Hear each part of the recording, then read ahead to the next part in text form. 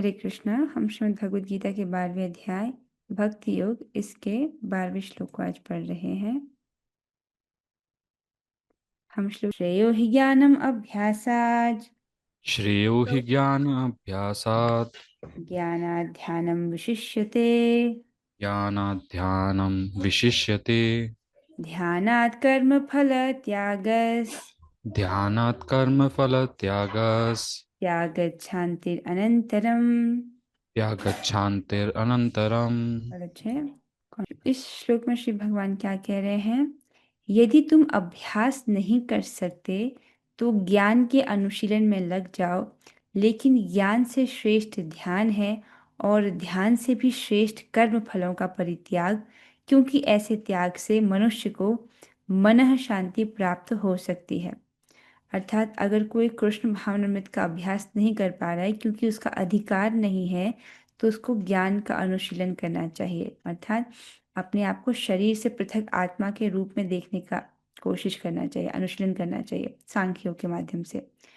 लेकिन ज्ञान से श्रेष्ठ ध्यान है और ध्यान से भी श्रेष्ठ है कर्म फलों का परित्याग। जब व्यक्ति अपने कर्म फलों का परित्याग करता है तो ऐसे त्याग से होता क्या है? उसको मन शांति प्राप्त हो सकती है, मन की शांति उसको प्राप्त होती है। अन्वय को देखेंगे ही, क्योंकि अभ्यासात अभ्यास से ज्ञानम श्रेय ज्ञान श्रेष्ठ है। अब इस लाइन को समझिए। श्लोक की पहली लाइन है श्रेयो ही ज्ञानम अभ्यासात। ठीक है, अभ्यास से ज्ञान श्रेष्ठ है। अब आप इसको समझिए, भगवान क्या कह रहे हैं? भगवान का सतत स्मरण साधित करने में अक्षम होने से अभ्यास क्या करना है? हमको भगवान का स्मरण करने का। सारे विधि विधान इसलिए ताकि हम भगवान का स्मरण कर सकें। लेकिन ऐसे अभ्यास में कोई कोई ऐसा अभ्यास नहीं कर पा रहा क्योंकि उसका ऐसा अधिकार नहीं है। तो उसके लिए क्या श्रेष्ठ है? उसके लिए आत्म साक्षात्कार उसको करना चाहिए।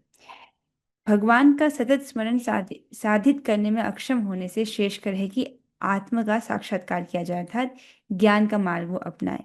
ठीक है, आसान भाषा में समझिए। जिसका कृष्ण भावनामृत अभ्यास करने का अधिकार नहीं है, उसके लिए ज्ञान का अनुशीलन करना श्रेष्ठ है। और आसान भाषा में समझिए। देखिए, एक छोटा बच्चा है, जैसे प्राथमिक कक्षा में पढ़ने वाले विद्यार्थी के लिए वो अ आ इ ई क ख ग घ सीखता है क्योंकि उसका वही अधिकार है। ठीक है, वो 10वीं कक्षा की हिंदी भाषा को नहीं सीख सकता है अभी। ठीक है, उसी प्रकार से जिस व्यक्ति जो व्यक्ति कृष्ण भावनामृत का अभ्यास करने का अधिकारी नहीं है, उसके लिए ज्ञान का अनुशीलन करना श्रेष्ठ है। ठीक है, कृष्ण भावनामृत का अभ्यास तो सबसे श्रेष्ठ है क्योंकि ये भगवान की प्रत्यक्ष सेवा है। लेकिन हर किसी का ऐसा अधिकार नहीं होता है। जैसे छोटा बच्चा है, इसको हिंदी सीखनी है और ये इसका अधिकार क्या है कि अ आ सीखे, वर्णमाला सीखे। ठीक है, उसका लेवल वही है। तो उस बच्चे के लिए ये श्रेष्ठ है कि वो अभी अपने अधिकार के अनुसार अ आ इ ई क ख ग घ सीखे। उसके बच्चे के अधिकार के अनुसार बोला जा रहा है। ठीक है, इसको आप सार्व का सब, इसको ऐसे नहीं समझिएगा कि कृष्ण भावनामृत के अभ्यास से श्रेष्ठ ज्ञान है, ये नहीं समझना है। व्यक्ति के अधिकार के अनुसार बोला जा रहा है। ये बात सबको समझ आ रही है? समझ आ रही है तो आप कुछ रिएक्शन कीजिए, वरना फिर और दूसरे तरीके से समझाने का प्रयास करती हूँ। नहीं समझ आ रहा? ओके, ठीक है, thank you for your honesty. हाँ, देखो भगवान इस श्लोक में कह रहे हैं यदि तुम अभ्यास नहीं कर सकते हो तो ज्ञान के अनुशीलन में लग जाओ। ठीक है, प्रभुपाद जी समझाते हैं कि दो विधियां हैं भगवत प्राप्ति की। एक तो है प्रत्यक्ष विधि, दूसरी है क्रमिक विकास। ठीक है, प्रत्यक्ष विधि मतलब सीधे भगवान की सेवा में लगना, जिसके लिए बहुत सारे भक्ति योग के विधि विधान हैं। लेकिन हर कोई इस प्रकार से प्रत्यक्ष सीधे भगवान की सेवा में लगने का अधिकारी नहीं होता। जैसे ऐसे बहुत सारे भौतिकतावादी लोग हैं जिनसे आप कहो कि एक माला जप कर लो, तो उनको जप में उतनी श्रद्धा नहीं है, वो नहीं करेंगे। ठीक है, तो हर किसी का, या उनको बोलो आप कथा श्रवण कर लो, आसान तो है, प्रसाद खा लो, लेकिन वो अभी इस अधिकार पर नहीं है कि सहज बातों को स्वीकार कर पाए। ठीक है, तो व्यक्ति के अधिकार के अनुसार भगवान बोल रहे हैं कि जिसका अधिकार नहीं है कि वो अभ्यास कर सके, उसको ज्ञान के अनुशीलन में लग जाना चाहिए। ज्ञान का अनुशीलन अर्थात वो अपने आप को आत्मा के रूप में समझने का प्रयास करे कि मैं शरीर नहीं हूँ, मैं आत्मा। उस प्रकार से आत्मा की अनुभूति प्राप्त करने का अभ्यास करे। ठीक है, उदाहरण समझिए, बहुत सिंपल उदाहरण था। जैसे कौन सी हिंदी ज्यादा श्रेष्ठ है? पहली क्लास की हिंदी श्रेष्ठ है या 10वीं कक्षा की हिंदी श्रेष्ठ है? तो 10वीं कक्षा में जो हिंदी बोली जा रही है वो ऑब्वियसली पहली कक्षा से अधिक उसका स्तर है कि नहीं है? ज्यादा प्रोफाउंड हिंदी है कि नहीं? ज्यादा श्रेष्ठ हिंदी है कि नहीं? 10वीं कक्षा का बच्चा ज्यादा हिंदी जानता है, उसका हिंदी का ज्ञान पहली ज्ञान के बच्चे से अधिक श्रेष्ठ है। लेकिन अगर कोई पहली क्लास का बच्चा हो, उसको हिंदी सीखनी हो, उसके लिए यह श्रेष्ठ है कि वह अ आ इ ई सीखे, वर्णमाला सीखे, बेसिक चीजें सीखे, ये उसके अधिकार के लिए है। ठीक है। उसी प्रकार से यद्यपि कृष्ण भावनामृत का अभ्यास सबसे श्रेष्ठ है, लेकिन हर किसी का ऐसा अभ्यास का अब इस कृष्ण भावनामृत का अभ्यास का अधिकार नहीं है। तो उनके लिए बोला जा रहा है कि वो ज्ञान का अनुशीलन करे। अब समझ आ रहा है? ओके, ठीक है। बहुत सुंदर, ठीक है। तो पहली लाइन जो है आप समझ चुके हैं कि यदि तुम अभ्यास नहीं कर सकते तो ज्ञान के अनुशीलन में लग जाओ, लेकिन ज्ञान से श्रेष्ठ है ध्यान, अर्थात परमात्मा का ध्यान, और ध्यान से भी श्रेष्ठ है कर्म फलों का परित्याग करना। तो कर्म फल का परित्याग, भगवान इसको और श्रेष्ठ बोल रहे हैं। इससे क्या होता है? इससे मनुष्य को मन की शांति प्राप्त होती है। तो ये इसको आप प्रत्यक्ष अनुभव कर सकते हैं। जब आप दान देते हैं, किसी गौ सेवा के लिए दिया या मंदिर में दान दिया, तो आपको वो मन शांति तुरंत महसूस होती है। ऐसा नहीं कि 10 साल बाद उसी वक्त आपको शांति महसूस होती है। फिर क्या है? हाँ, ही क्योंकि अभ्यास से ज्ञान श्रेष्ठ है। किसके लिए श्रेष्ठ है? जिस व्यक्ति का अभ्यास करने का अधिकार नहीं है उसके लिए। और ज्ञाना ध्यानम, ज्ञान की अपेक्षा ध्यानम अर्थात मेरा स्मरण, भगवान का स्मरण, विशिष्यते श्रेष्ठ है। तो ज्ञान योग में तो व्यक्ति आत्मा का अनुभव प्राप्त करने का अभ्यास करता है, उससे श्रेष्ठ है कि कोई भगवान का स्मरण करे। आपको पता है ये 3 स्तर होते हैं। ज्ञान का मार्ग अर्थात आत्मा का अनुभव प्राप्त करना चाहता है, जो ब्रह्म का अनुभव प्राप्त करना चाहता है, उससे आगे परमात्मा का अनुभव, उससे आगे भगवान का अनुभव। 3 स्तर है। तो ये जो ज्ञान की अपेक्षा भगवान का स्मरण, ये अधिक श्रेष्ठ है। और ध्यानात् कर्म फल त्याग, ध्यान से कर्म फल त्याग होता है। ध्यान से कर्म फल जो है वो श्रेष्ठ है। त्यागात अनंतरम, त्याग के बाद शांति अर्थात मेरे अतिरिक्त अन्य विषयों में इंद्रियों की उपरति भवती अर्थात होती है। ये बहुत सुंदर है। इस प्रकार से जब व्यक्ति कर्म फल का त्याग करता है, उससे होता क्या है? उसका अंतःकरण शुद्ध होता है। अंतःकरण शुद्ध हो रहा है अर्थात उसकी भौतिक वासनाएं नष्ट हो रही हैं, और भगवान के अतिरिक्त अन्य विषयों में उसकी इंद्रियां नहीं जा रही हैं। तो व्यक्ति क्यों अशांत होता है? क्योंकि उसका मन इंद्रिय तृप्ति की ओर धावित होता है। ये चाहिए, वो चाहिए, इस प्रकार से बहुत सारी इच्छाएं उसके हृदय में रहती हैं। वो इच्छाएं उसको जलाती हैं। उन इच्छाओं को पूरा करने के लिए व्यक्ति व्यग्र रहता है, उसके लिए बहुत उद्यम करता है, और इस प्रकार से वो जो है उसको वो अशांत रहता है। लेकिन जब व्यक्ति अपने कर्मफल का त्याग कर रहा है, तो उसको उसका मन जो है, उसका अंतःकरण शुद्ध होता है, और अन्य विषयों से उसके इंद्रियां जो है वो अ, पीछे हटती हैं और भगवान में लगना प्रारंभ होती हैं। भवती अर्थात होती है। तो कर्म फल का त्याग करने से मनुष्य को शांति प्राप्त होती है, क्योंकि उसकी वे इंद्रियां जो हैं वो अन्य अन्य विषयों में नहीं जाती हैं। ठीक है। श्लोक पर आएंगे। श्रेयो ही ज्ञानम अभ्यासाज, लेकिन अभ्यास से ज्ञान श्रेष्ठ है। ज्ञानात् ध्यानम विशिष्यते, ज्ञान से ध्यान श्रेष्ठ है। ध्यानात् कर्म फल त्याग, और ध्यान से कर्म फल का त्याग श्रेष्ठ है। क्योंकि त्यागात् शांति अनंतरम, क्योंकि त्याग से जो है व्यक्ति को शांति प्राप्त होती है, मन शांति प्राप्त होती है। तात्पर्य पर चलेंगे। अनुवाद और तात्पर्य। कृष्ण कृपा मूर्ति श्री श्रीमद् एसी भक्ति वेदांत स्वामी शिव प्रभुपाद द्वारा। तो प्रभुपाद जी कहते हैं, जैसा कि पिछले श्लोकों में बताया गया है, भक्ति के 2 प्रकार हैं, विधि विधानों से पूर्ण तथा भगवत प्रेम की आसक्ति से पूर्ण। तो 2 प्रकार की भक्ति हमने सीखी थी, वैधि भक्ति और राग मार्ग की भक्ति। तो एक एक वैधि भक्ति में तो खूब विधि विधान है, अभी हम लोग वैधि भक्ति का अभ्यास कर रहे हैं। और दूसरा है राग मार्ग, अर्थात जिसको स्वाभाविक रूप से भगवान में आसक्ति है। तो 2 प्रकार की भक्ति आपने पढ़ी। किंतु जो लोग कृष्ण भावनामृत के नियमों का पालन नहीं कर सकते, तो अभी हम राग के स्तर पर नहीं हैं, तो हम विधि भक्ति करने का प्रयास करें, विधि विधानों का पालन करने की कोशिश करें। लेकिन हर कोई इस योग्यता पर नहीं होता कि वो इन विधि विधानों का पालन कर पाए। भौतिकतावादी व्यक्ति से बोलेंगे प्याज लहसुन छोड़ दो, उसी में उनको बहुत बड़ा लगता है कि ये बहुत बड़ा है, कैसे छोड़ेंगे, कितने साल तो वो इसी में बर्बाद कर देते हैं, ये डिसाइड ही नहीं कर पाते कि मुझे प्याज लहसुन छोड़ना है। और आपने देखो कितनी सहजता से छोड़ दिया। सबसे पहले आहार शुद्ध करना होता है ना। तो किंतु जो लोग कृष्ण भावनामृत के नियमों का पालन नहीं कर सकते, उनके लिए ज्ञान का अनुशीलन श्रेष्ठ है। तो समझ आ रहा है, ऐसे व्यक्ति का अधिकार है कि वो उसके अधिकार के अनुसार उसको बोला जा रहा है, क्योंकि ज्ञान से मनुष्य अपनी वास्तविक स्थिति को समझने में समर्थ होता है, देख पाता है कि मैं ये शरीर नहीं हूँ। यही ज्ञान क्रमशः ध्यान तक पहुंचने वाला है। तो ज्ञान का अभ्यास करता है, उसके बाद व्यक्ति ध्यान करता है अर्थात अष्टांग योग।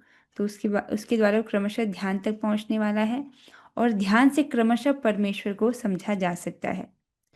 ऐसी भी विधियां हैं जिसमें मनुष्य अपने को परब्रह्म मान बैठता है।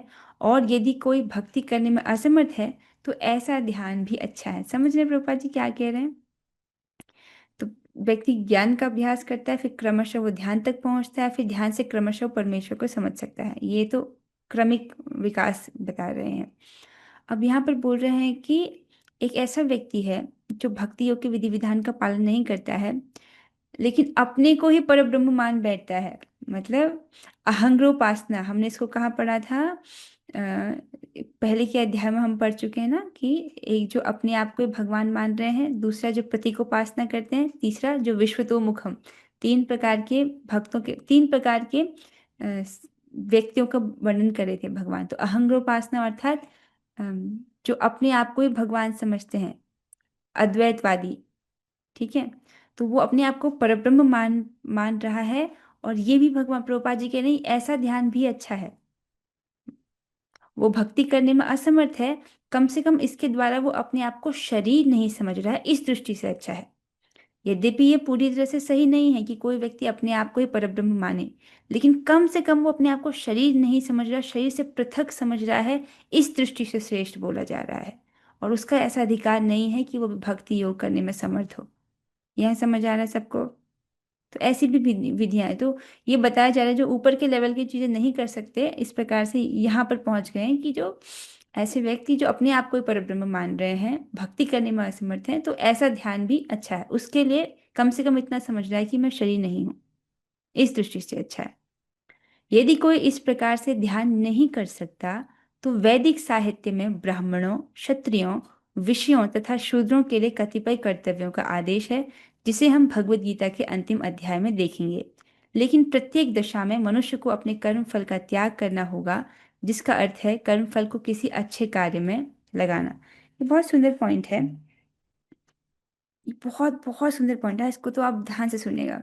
इस वक्त जीव अविद्या से ग्रस्त है। ठीक है। अविद्या से ग्रस्त होने के कारण सोचता है कि मैं पुरुष हूँ, मैं स्त्री हूँ, मैं डॉक्टर हूँ, या मैं ब्राह्मण हूँ, या मैं, मेरी ये जॉब है। इस प्रकार से अपनी देह से पहचान करता है, अपने आप को शरीर समझ रहा है। शरीर के द्वारा जो भौतिक उपाधि है उसको मैं समझ रहा है, जो डॉक्टर है वो समझ रहा है कि मैं डॉक्टर हूँ, ये शरीर मेरा है। तो इस प्रकार से अविद्या जनित अज्ञान है जो अपने आप को, जैसे आप ज्ञान ज्ञान क्या है कि आप आत्मा हो, लेकिन अभी हम अपने आप को स्त्री या पुरुष समझ रहे हैं कि नहीं समझ रहे हैं, तो ये हमारा अविद्या है। तो इससे युक्त होकर के व्यक्ति कर्म करता है। जैसे मान लो जो माता जी गृहिणी है, वो समझती है कि हाँ मैं गृहिणी हूँ, मेरा कर्तव्य है कि मैं घर के काम करूँ। तो ये सब उस अविद्या के द्वारा किया, वो मान रहे हैं कि मैं ये शरीर हूँ और ये सब मेरे कर्तव्य है। ठीक है। तो अविद्या के से ग्रस्त होने के द्वारा व्यक्ति कर्म करता है। अब उन्हीं कर्मों को अगर वो भगवान को अर्पित कर दे, ठीक है, तो उन्हीं कर्मों से, वही सेम कर्म है, वही बर्तन धोना, वही झाड़ू लगाना, वही पोछा लगाना, लेकिन वो कर्म भगवान को अर्पित कर रहे हैं, तो इससे व्यक्ति का अंतःकरण शुद्ध होता है। ठीक है। तो वही बोल रहे हैं कि ब्राह्मण है, क्षत्रिय है, वैश्य है और शूद्र है, तो उनके कुछ कुछ कर्म होते हैं। अब वो कर्म अपने कर्म करते हैं, जिसको हम आगे के अध्याय में पढ़ेंगे। लेकिन उनको बोला जाता है कि वे अपने कर्म फल का त्याग करें। ऐसे कर्म फल का त्याग करेंगे तो उनका, इससे उनका अंतःकरण शुद्ध होता है। कर्म फल का त्याग करने का क्या अर्थ है? अपने कर्म फल को किसी अच्छे कार्य में लगाना। ये वाली बात समझ आई है सबको? थोड़ा सा रिएक्शन दीजिएगा, वरना फिर से जा सकते हैं। ओके, समझ आ रहा है, ठीक है।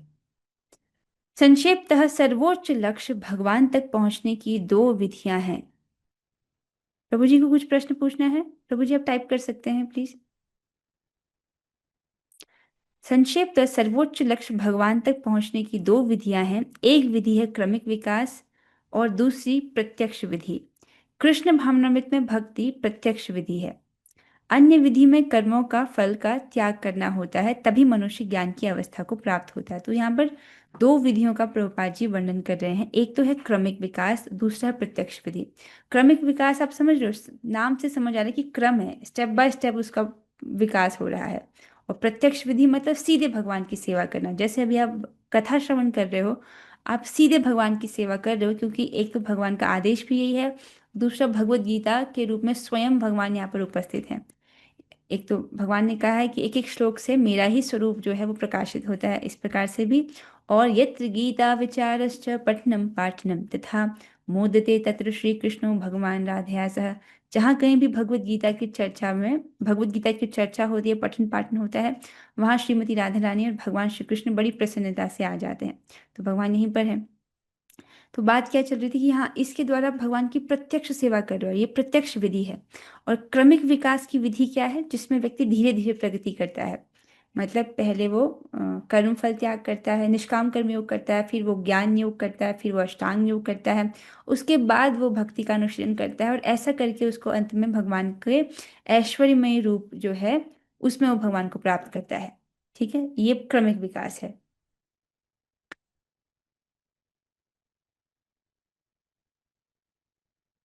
प्रश्न है।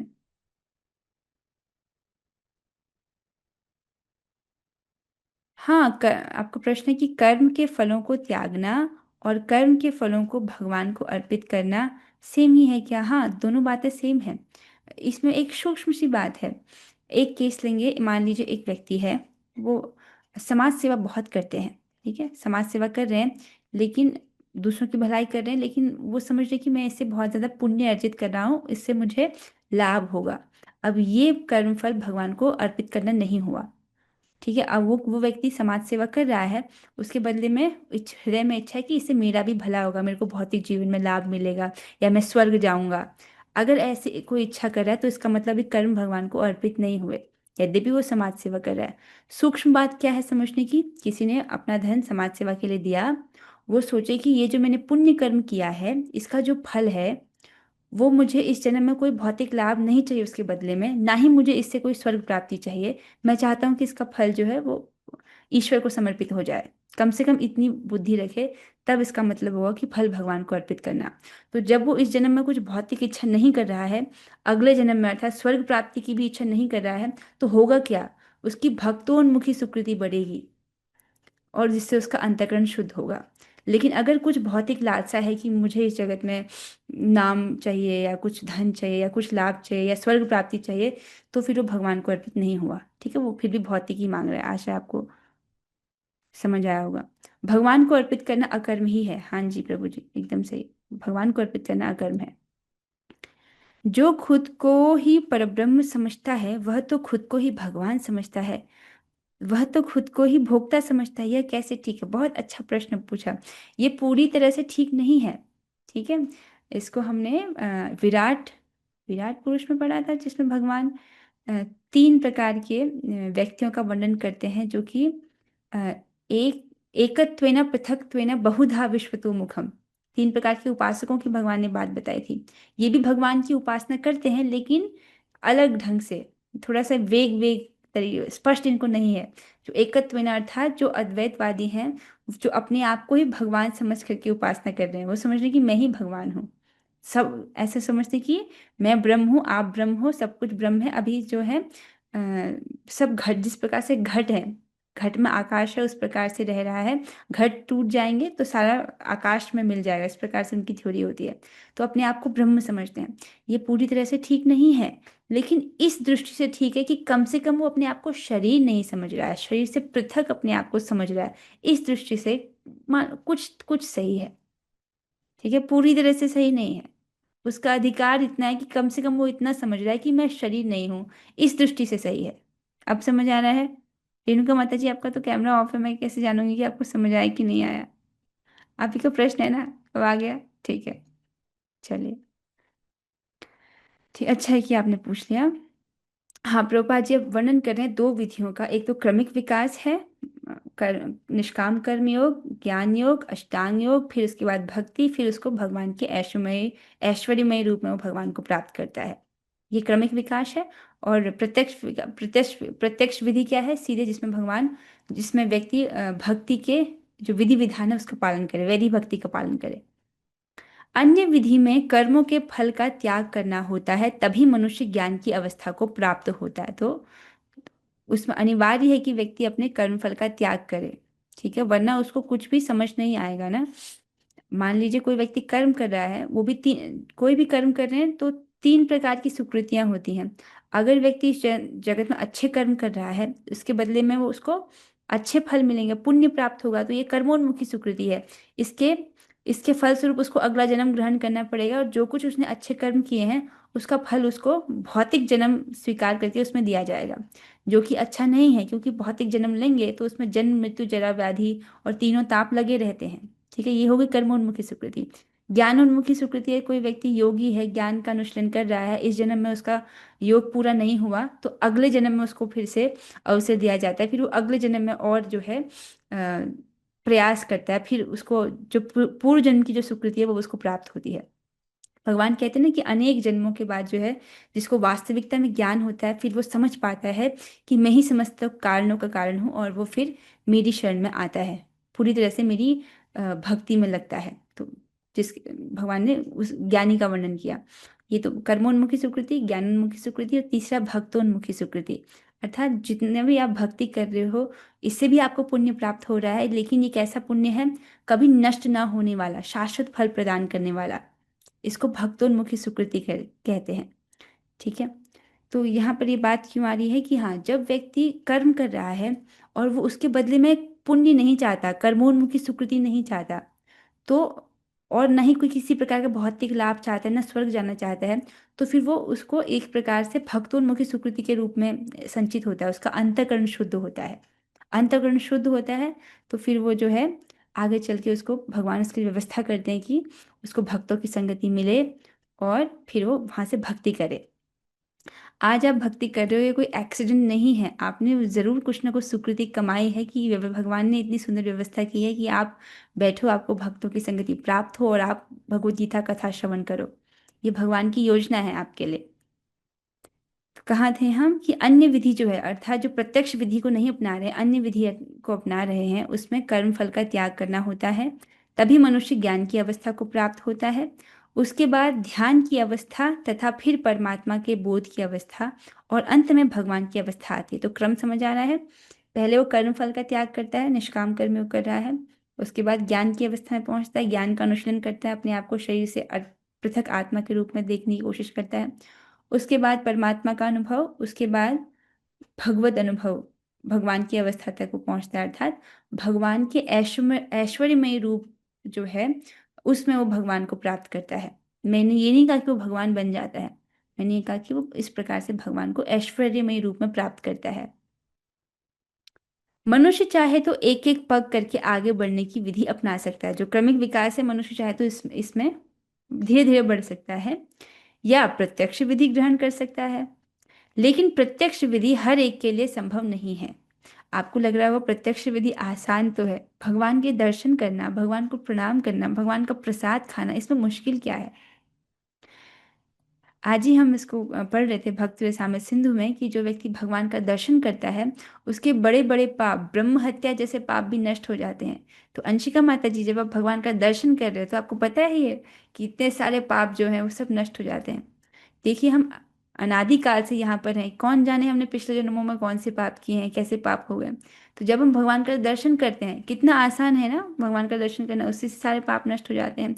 भगवान को प्रणाम करते हैं तो भगवान उसको मुक्ति देने के लिए तैयार रहते हैं, भगवान मुकुंद। और आजकल तो भगवान के दर्शन ऑनलाइन भी उपलब्ध हैं। ठीक है, तो भगवान के दर्शन आप अगर फोटो में भी कर रहे हो तो फोटो में भी भगवान साक्षात हैं, क्योंकि भगवान हर जगह हैं, तो अपनी फोटो में भी हैं। जब आप भगवान का स्मरण कर रहे हो तो भगवान का स्मरण एक फैक्ट है, मतलब वो भगवान वहां पर हैं।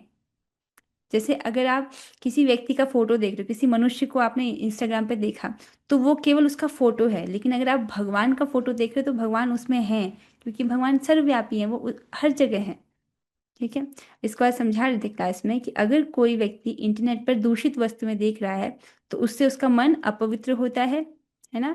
लेकिन अगर इंटरनेट पर कोई भगवान की फोटो देख रहा है, भगवान के दर्शन कर रहा है, तो उससे उसका मन पवित्र होगा कि नहीं होगा?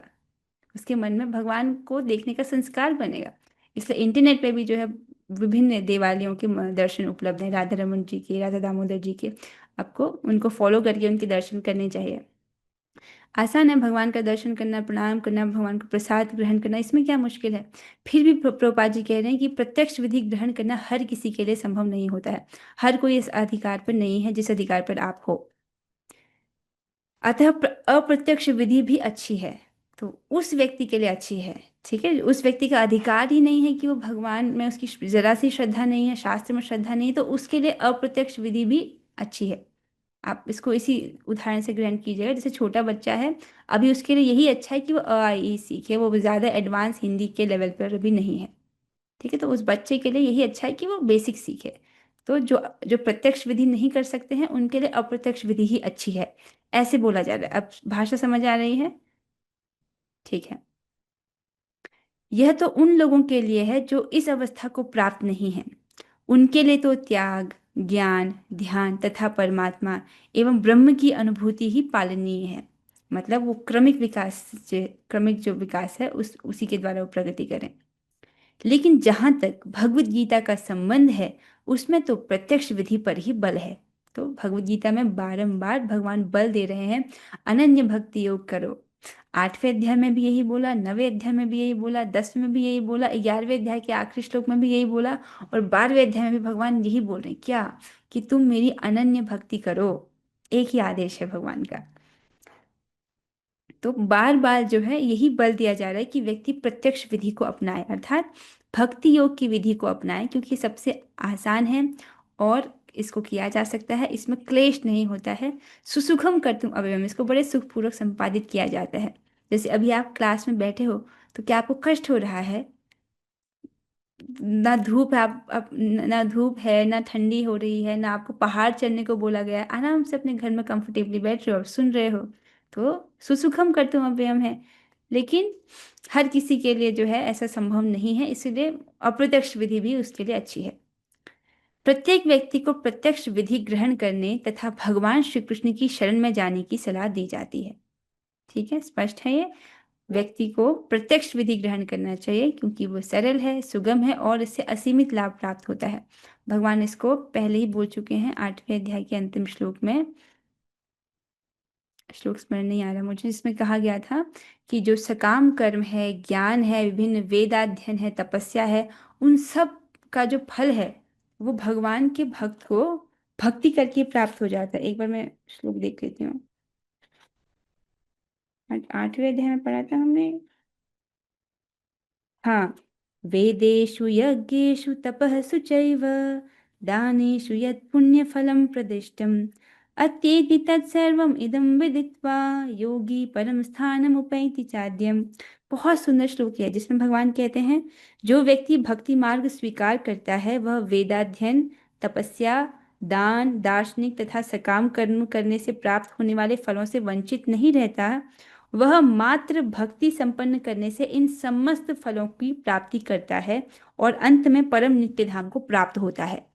इतना सुंदर, भक्ति करें तो बाकी सब के जो फल हैं, तपस्या के, दान के, वेदाध्ययन के, सबके जो फल हैं वो व्यक्ति को अपने आप मिल जाते हैं और भगवान की नित्य धाम को प्राप्त होता है। और क्या चाहिए हमको? ठीक है, तो सही सबको स्पष्ट हो रहा है कि प्रत्यक्ष विधि ही जो है हमको ग्रहण करनी चाहिए। यहाँ पे नोट्स बनाए गए हैं प्रत्यक्ष और अप्रत्यक्ष विधि के। क्रमिक विकास में क्या होता है, व्यक्ति कर्मफल का त्याग करता है, फिर वो ज्ञान की अवस्था तक पहुंचता है, फिर ध्यान की अवस्था तक पहुंचता है, उसके बाद उसको परमात्मा का बोध होता है, फिर वो भगवान को ऐश्वर्यमय रूप में प्राप्त करता है। ये तो है क्रमिक विकास। ठीक है, और प्रत्यक्ष विधि क्या है? जिसमें व्यक्ति कृष्ण भावनामृत का अभ्यास करता है, इसके द्वारा उसका अंतःकरण शुद्ध होता है, उसका जो सुप्त कृष्ण प्रेम है वो जागृत होता है, और फिर वो भगवान को श्याम सुंदर आकार के रूप में प्राप्त करता है। ठीक है, अब जो व्यक्ति भगवान श्री राम में आ सकता है वो भगवान श्री राम के रूप में उनको प्राप्त करता है, जो भगवान विष्णु के रूप में आ सकता है वो भगवान विष्णु के रूप में उनको प्राप्त करता है। मतलब ये डिपेंड करता है कि व्यक्ति किस भाव से भगवान का भजन कर रहा है। ठीक है, तो संक्षेपतः सर्वोच्च लक्ष्य भगवान तक पहुंचने की दो विधियां हैं, एक विधि है क्रमिक विकास, दूसरा प्रत्यक्ष विधि। सबको समझ आ रहा है ये? ठीक है। जिन भक्तों ने नया ज्वाइन किया, हो सकता है कि आपको सारी बातें नहीं समझ आ रहे हो, पर क्योंकि आप भगवत गीता सुन रहे हो, इसका संपर्क हो रहा है, तो ये आपके लिए परम कल्याणकारी है, क्योंकि गीता सुनने मात्र से कल्याण प्रदान करने वाली है।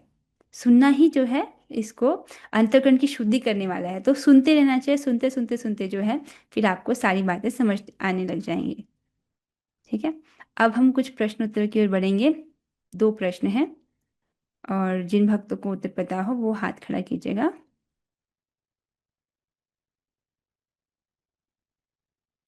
पहला प्रश्न है, सर्वोच्च लक्ष्य भगवान तक पहुंचने की दो विधियां क्या हैं? ठीक है। ओके, मदन मोहन प्रभु जी बताइएगा। पहली विधि है क्रमिक विकास, और सेकंड विधि है अपने प्रत्यक्ष विधि। जी हाँ, ठीक है। अब हम दूसरे भक्तों से जानना चाहेंगे कि क्रमिक विकास जो है वो क्या है। कोई भक्त समझाएंगे मुझे क्रमिक विकास क्या है? किसी को याद हुई क्रमिक विकास? मुझे लगता है शायद थोड़ा कॉम्प्लिकेटेड था। मदन मोहन प्रभु जी बताइए। जी प्रभु जी बताइएगा। माता जी, क्रमिक विकास के अंदर सर्वप्रथम तो हम अपने कर्म फलों का त्याग किया जाता है, उसके बाद में ज्ञान प्राप्त होता है, उसके बाद ध्यान के बाद हमें परमात्मा का बोध होता है। तत्पश्चात हम जो भगवान के ऐश्वर्य पूर्ण जो स्वरूप है उसका हम ज्ञान प्राप्त, मतलब उनका स्वरूप प्राप्त करते हैं ऐश्वर्य। हम्म क्रमिक। भगवान को ऐश्वर्यमय रूप में प्राप्त करता है वो, अर्थात ऐश्वर्यमय रूप की सेवा उसको प्राप्त होती है। ठीक है, बहुत सुंदर प्रभु जी। कोई भक्त बता सकते हैं कि प्रत्यक्ष विधि क्या है? किसी को याद हुई प्रत्यक्ष विधि? मतलब प्रत्यक्ष विधि का इसमें यही आया हुआ है। ओके ओके, ठीक है, आप कोशिश जहाँ करो। तक भगवत जब लेकिन जहाँ तक भगवत गीता का संबंध है उसमें तो प्रत्यक्ष विधि पर ही बल है। प्रत्येक व्यक्ति को प्रत्यक्ष विधि ग्रहण करने तथा भगवान श्री कृष्ण की शरण में जाने की सलाह दी जाती है। हाँ ठीक है, प्रत्यक्ष विधि प्रत्यक्ष में विधि भगवान की शरण में हम जाते हैं। इधर उधर ना भटक के सीधा भगवान की शरण में जाएं, भगवान के लिए कर्म करें। जो भी हमारा कर्म फल है हम भगवान को अर्पित कर दें और उसके अच्छी फल की कोशिश, इच्छा ना करें। अच्छी कोशिश की, अच्छी कोशिश की। फिर और जानना चाहेंगे हम इसको। मोहिनी प्रिया माता जी आप बताइए प्रत्यक्ष विधि क्या है? अनन्य भाव से भगवान की भक्ति करना, मनसा वाचक कर्मणा, भगवान की भक्ति करना। बहुत सुंदर। तो प्रत्यक्ष विधि है भगवान की भक्ति करना, मन समाचा करना। Very good. आसान भाषा में कृष्ण भावनामृत का अभ्यास करना। ठीक है ठीक है, बहुत सुंदर। अच्छा, अब हम दूसरे प्रश्न पर चलेंगे। कृष्ण भावनामृत का अभ्यास करना तो सबसे अधिक श्रेष्ठ है ना, क्योंकि ये भगवान की प्रत्यक्ष विधि है। क्योंकि ये प्रत्यक्ष विधि है, लेकिन भगवान यह क्यों कह रहे हैं कि ऐसे अभ्यास से श्रेष्ठ ज्ञान योग है? प्रश्न समझ आ रहा है? देखो श्लोक की पहली लाइन देखो, भगवान क्या कह रहे हैं। श्रेयो ही ज्ञानम अभ्यासात, इस अभ्यास से ज्ञान श्रेष्ठ है। ऐसे क्यों कह दिया भगवान ने कि अब इस कृष्ण भावनामृत के अभ्यास से ज्ञान श्रेष्ठ है? यही प्रश्न आपसे पूछा जा रहा है कि ऐसा भगवान ने क्यों कहा कि ज्ञान श्रेष्ठ है। हाँ रेणुका माता जी आप बताइएगा। माता जी, जिन लोगों का अधिकार नहीं है कृष्ण भक्ति करने का उन लोगों के लिए है ये। उन लोगों के लिए कह रहे हैं भगवान के ज्ञान श्रेष्ठ है, ज्ञान योग श्रेष्ठ हाँ है। जी माता जी, वो व्यक्ति के अधिकार को देख के बोल रहे हैं। बहुत सुंदर। जैसे छोटे बच्चे का अधिकार है कि वो अभी अ आ ई सीखे, उसका ये अधिकार नहीं कि वो एडवांस हिंदी सीख पाए। बहुत सुंदर। चलो ठीक है, इसके साथ प्रश्न उत्तरों पर चर्चा यहाँ पर समाप्त होती है। मुझे प्रसन्नता है कि आपने सबने अच्छे से पार्टिसिपेट किया और अच्छे उत्तर दिए। अब हम आज की क्लास की अंत की ओर बढ़ गए हैं। किसी भक्त का कुछ प्रश्न हो तो वो देख सकते हैं। एक आखिरी बात मुझे कहनी है कि देखिए 64 अंगा भक्ति है, उसमें नवधा भक्ति सबसे प्रमुख मानी गई है। उसमें प्रमुख है भगवान का नाम संकीर्तन। ठीक है। तो कल की कक्षा में हमने बहुत सारे पॉइंट्स लिखे थे जो जो चीज़ें की जा सकती हैं, उन सब में प्रमुख है भगवान का नाम जप। इसको आप जब आप भगवत गीता पढ़ेंगे आखिरी श्लोक में, तब भगवान कहेंगे सखा सर्वगुह्यतमं सखा चेती। भूय शृणु मे परमं वच इष्टोऽसि मे दृढमिति ततो वक्ष्यामि ते हितं मन्मना भव मद्भक्तो मद्याजी मां नमस्कुरु मामे वैश्यसि सत्यम ते प्रतिजाने प्रियोसि में। तो सबसे गुह्य बात तो चार आज्ञा है कि सदैव मेरा चिंतन करो। इसमें आ गया ना मन, हमेशा भगवान में लगना चाहिए। सदैव मेरा चिंतन करो, मेरे भक्त बनो, मतलब भक्ति योग के विधि विधान का पालन करो, और मेरी पूजा करो, अर्चा विग्रह की सेवा आ गई, और मुझे नमस्कार करो, सब बातें आ गई भगवान के इस गुह्यतम ज्ञान में। फिर प्रभुपाद जी तात्पर्य में आपको बताएंगे कि केवल हरे कृष्ण महामंत्र बोलने से इन चारों आज्ञा का पालन हो जाता है। ठीक है, तो हरे कृष्ण महामंत्र कर रहे हैं तो उससे जो है नवदा भक्ति पूरी की पूरी हो जाती है। ये बात कल रह गई थी चर्चा में, इसलिए इसको अभी इंक्लूड किया गया।